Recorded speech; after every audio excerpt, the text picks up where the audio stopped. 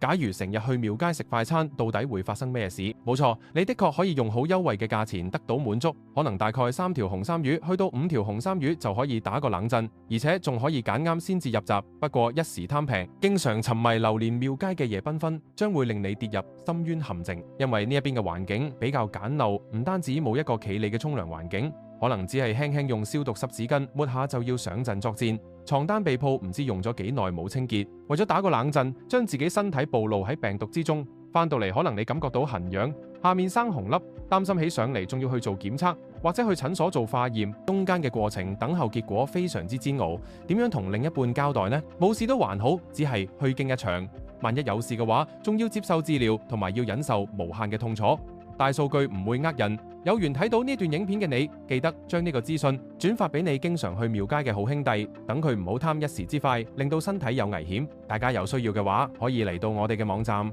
我哋有唔同種類嘅性病檢測同埋男士保健，幫助大家自信滿滿，長玩長久。